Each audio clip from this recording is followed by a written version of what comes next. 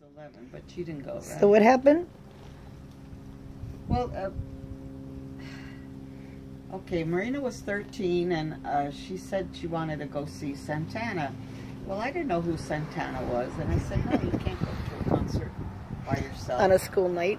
It was a school day, and I taught school, and I went to work, and she went to class, I guess. Yeah. So, then I came home from school about 4, and I guess she left a note, I don't know, but I learned from Valerie that you and her, Diana and Marina, ages 13 and 12, went to go see Santana at the fairgrounds, and I said, what? And that was the first time that she'd ever defied me. Santa Clara County Fairgrounds. Yeah, Santa Clara County Fairgrounds. And it was the summer of '69. I don't know when it was. 1969. Yeah. Santana. Carlos Santana. So anyway, I got in the car and I left Valerie home. Valerie was only 10, right? About 10 years old. So she didn't go. So I went there and I found out where Santana was playing, which building. So I went to the building, and I think it was a round building, if I were not mistaken. But anyway, I walked all around it, and it was highly guarded by police. And everything was barred and locked up. You could not enter the building except this one entrance. So I went to the entrance, and I asked the policeman, I have my 2 daughters are inside, and I want to get them out. I want to get them. So There was about 5,000 people there. About 5,000 people were there. Yeah. These teenagers were climbing these fences, trying to get in, and there were guards all around, policemen, and they couldn't approach. So I approached the front door, the front entrance, and I said, my children are there, I need to get them. So he said, okay, go on in. So I walked into this huge room, and I was like appalled because they were lying on the ground, smoking pot. There was no exits. They couldn't enter or leave that building. And I said, oh my God, what if there's a big fire here? They're all trapped inside. They can't get out. So I went around looking, at all the faces, calling out, Diana, Marina, Diana, Marina. And I went to the ladies' room. They weren't there. I couldn't find them. I looked and looked, and I finally, I guess it was intermission. There wasn't music playing. And I looked at these teenagers. I mean, they were trapped. I said, oh my God, and they were wall-to-wall people. They were just so crowded. So anyway, it was impossible to find my girls, so I looked at the stage. I said, how do I get on the stage? And I couldn't find the entrance. So I saw these speakers. Amplifiers. So I climbed on them and over them and got to the stage. So there was a mic there, and this young man with a huge afro came out in blue jeans, a very skinny guy, and a kid. He was just a kid. He says, can I help you, ma'am? I said, yes. I said, will you please announce to Diana and Marina that their mother is here, and I'd like to see them. I'd like to get in touch with them. I know they're here. So he says, what are their names? I said, Diana and Marina Andriola. He repeated, Diana and Marina Andriola. He said, okay. So he got on the mic and he said, Diana and Marina Andriola, your mother's here. And that was Carlos Santana. That was Carlos Santana. But he looked like just a kid with an afro. He was about 18, 19 then. Probably. Summer of '69, yeah. But he was very polite, and he announced, and there was no response. He said it again. Diana and Marina Andriola, your mother is here. Please come to the stage. So there was no answer. So I said, well, thank you, and I left. I guess I don't know, I must have climbed back down the speakers. How many amplifiers did you crawl up? Quite a lot of amplifiers. 20 feet? I don't know. You crawled up all the speakers to get to the stage. Well, maybe he led me off. I don't remember how I got off the stage, but I remember I climbed up on there, and I guess he must have been amused. What is this? But anyway, so I went home, and I felt, you know, really I have lost control of my girls. I have lost, as a mother, I had no more power. Single mother. And I felt very bad, and I really felt bad. You were a single mother. I was a single mother, and I just I had my supper, I took a couple of glasses of wine, and I just went to bed. And I was really upset. I mean, I was upset. And, you know, I felt kind of betrayal, because I told them they couldn't go, but they did anyway, and that was the first act of defiance I had from them I ever experienced, because they were very good girls. They were always very sweet and very good and well behaved and gentle, but this was an act of defiance, and I was shocked. But anyway, that was the summer. I don't know if that wasn't the summer of love, no, but that was the time when 68 or 69 it was. Teenagers were taking over the world. You were happy to see them when they came home. I was happy and angry too at them. But anyway, there was nothing that could be said. It was already done. So that was the beginning of a different time of defiance, even in the house, especially in the homes. Yeah, because the parents had to learn new ways to cope. Mm-hmm. Then there was the time, I guess it was after that, you know, in a way I admired their courage and their ability to speak their mind and have a voice in their life. Mm-hmm. I was proud of them, because we come from a long line of rebels, so I understood. And I accepted, you know, certain things. And I was proud of other things, that their stand on Vietnam, for instance, and their dress code. The sheet? Yeah, the sheet. Well, anyway, another day I came home from work on the San Tomas Expressway in Campbell, San Jose, Campbell. And I saw these two girls with a big peace sign on this white sheet. It looked like a white sheet. I said, "Oh my God, look at those kids! How funny they are! You know, protesting. They had protesting the war with a big peace sign." And as I approached them, my mood changed quickly.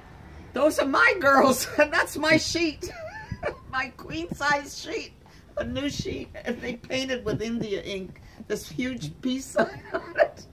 And I pulled over to the side of the road. No, first I had passed them, and then I had to come back, and I parked there, and I said, get your ass in the car. It was starting to drizzle. I said, "You're going to get pneumonia."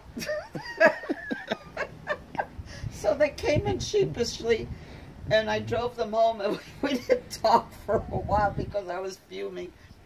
My sheet.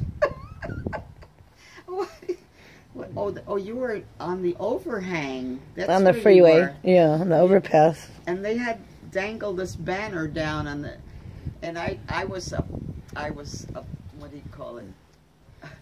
Abhorred. Those are my girls. My sheet. So I got off the freeway and had to circle around and find them, and get your asses in this car right now. What did you do with the sheet? I don't know what happened to the sheet, but I didn't use it at all after that. So that was another funny thing. You were older than 11 and 12, or 12 and 13. How about when I had my sweet 16 birthday party at the house? Oh my God. 5 bands, No, 2. that was a graduation party. Oh yeah, well I was 17. Graduation party. That was 1973 or 4. Yeah. Oh, that was another story. Well, anyway, Diana had printed up 200 invitations to a graduation party at our house. We had a nice little ranch house with a corner house with land all around it. It was a very pretty house. Nice backyard with a waterfall and a sandbox. Oh yeah, it was. Anyway, it was a very sweet house. And so, I had prepared pasta plates and lasagna and salad for the 50 the people kids. that I said. Yeah, probably 50. Yeah. And Well, a I pony didn't think it was cake gonna be because 50, he wanted people to. But I always, you know, I had always had the musicians, the teenage musicians in my house. I'd rather have them home where I could have, you know, be under my supervision than out somewhere where I didn't know what was happening to them. So yeah, they were always there playing with the guitars and drums, and Deanna played the drums, and a lot of the fellas came with their acoustic and also their Electric. Their sound boxes too. Amplifiers. Amplifiers, yeah. And it was good. It was good. And they always liked to eat there, so I always had food for them. And they loved you for being the block mother who had the best parties and the best pasta. Yeah, I always thought it was good to have the kids around. Anyway, so one day I came home from, what was it? Movies with Valerie. Well, you had the kids over. Yeah, you went to the movies with Valerie. Oh, this was your, wait, the party. No, I didn't go to the movie. I had a friend, Jose, and we went out to go buy the soda. That's what would happen. Yeah, we had the food set out, and we went and bought soda. There wasn't any much to drink, so we wanted to get some Pepsis and Coca-Cola, whatever. And so we left for about a half hour or so, maybe more. But anyway, so we came back to Bud Avenue, because San Tomas Expressway, we went to Safeway, and we got off at Bud, and when we got to, what was the Emory. Emory Street, Emory Avenue, right? Mm-hmm. Yeah, Emory Avenue in Campbell. The street was blocked off by policemen. There was barricades, and it was evening. And those, and motorcycles. The cars had searchlights. The sheriff, Riot gear. Yeah, They were helmets. It was blocked off, and we couldn't get through. And I said, I live down here. He says, okay. He passed me through. So I said, what's happening? Must have been a disaster. The whole block is like full of cars and things. Motorcycles on your yard? Motorcycles in front of the house. I said, no, I didn't know it was our house that was being affected. Because I went down the block, drove down, and I said, something's happening in this block. What is happening?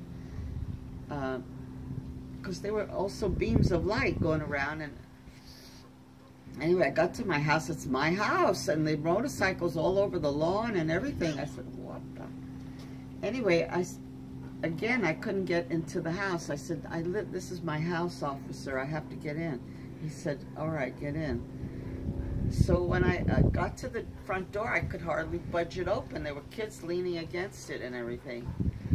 So I finally got in, and I mean, the house was wall-to-wall teenagers having a good time, and music in the back. Oh, there was like 3 bands waiting their turn to play. One in the back, one in the garage. Yeah, there were a lot of music there, loud music. Like a concert. I looked at some of the people, and they were, you know, high school kids graduating, and yet there was a short little lady with a baby on her back. I said, do you know my daughter? And she said, yeah. No, she said, no, I don't know her. I said, I heard the music from the freeway and I came over. I said, oh God, that's great. So I realized, I went to the backyard, and there's kids playing loud music, and beer cans all over the place, all over the front, the back, and everything. And pot. And these motorcycle cars, and motorcycles. Anyway, I said, Deanna, get up there and tell them the party's over. The band has to stop and the party's over. So Deanna got up, said, Woodstock, this ain't. Party's over, band stop. You said my mother's here. You said this isn't Woodstock, and I repeated you. Oh. You go, Deanna, this isn't Woodstock. Get him out. I said, the party has to go. I mean, they have to go. And then they were disgruntled, the kids. Oh, this is no fun. I'm leaving. This is no fun. I'm leaving. And meantime, they were beginning to go out, but some students still stayed. They didn't want to go. Oh, the ones that we pushed out the back gate, then they started jumping over the fence again. In the cactus and bamboo. I went to the front and they jumping back in. I thought I was on a siege with the Marines. I mean, it was like a siege. The house was under siege. Oh. It was scary. It was really scary. Anyway. And the Harley Davidsons. When the music stopped and they said we meant it, no more music, then they started to go. You said the Harley Davidsons were taking over your rose garden, your rose bushes. Oh, yeah. It was all full. But anyway, then they left. A few stayed and they cleaned up the beer cans and they apologized and all this and that. And so you made a big lasagna, and we had acoustic music. No, all the food was gone. Oh. By the time we got back, the food But you made another pot of spaghetti later for the acoustic musicians. Remember you said... No, that was another day. Oh, okay. No, the party was over. I was like burnt out. I couldn't take anymore. Because the house was a mess. Remember the bathroom in the garage was overflowed? Oh, maybe, I didn't know why, but then I found out that they had thrown the pots. What did they throw down? Pills, acid and Oh, reds. you're kidding, really? A whole baggie of pills. Well, whatever they threw down there, it stopped up the thing and The plumbing. the plumbing. And then they were on the chandelier, on the wooden wagon wheel. They broke that because they were hanging on there Okay. like animals. Are you kidding? Oh, I don't even And the remember. next day, me and Mo got 2 garbage bags full of beer bottles, whiskey bottles. Oh my God! It was, yeah, and they were all... And we cleaned the whole neighborhood was affected, and I had the kids go all the way down and clean everything that they saw. But you liked the music later, you said. You enjoyed it. Oh, that was another Yeah, but time? I didn't think it was going to overflow. Oh, but the other time you liked... What is all this? Oh, I want... Hey, what is... Wait. No, I don't want to say. So, but you did like the musicians in the neighborhood. Well, I liked the musicians, but I didn't like the crowd. Yeah, but the other time you invited them over But you again. said that you had invited the rival team. Because you were cheerleaders. Yeah. And you had invited Campbell's Spirit. Campbell and High football, School. the football team. And Westmont High School. And then you invited the rival. And Westmont. Del Mar and Westmont to be bodyguards, the football players. Anyway, they were all there. I hired them to be the doorman. So. I know. Anyway, they were rival teams. I get it. So that was fun. That was summer of Whatever. 73 and 74 in Campbell, California. Yeah. You were a good mom, though. You let us all be happy when most women back then, mothers, were very conservative. Yeah. They all loved you, and they still do. Yeah, they still remember. Remember your reunion. They said your mom was the greatest. They always ask about me. And you're 87 today, and they still think of you. They remember you. Yeah, I know, they still do. I mean, you keep telling me that. That's nice. My mom, Amazing Grace Purpura Andriola, at her beach house. Today's date is August 13th, 2017. Bye for now.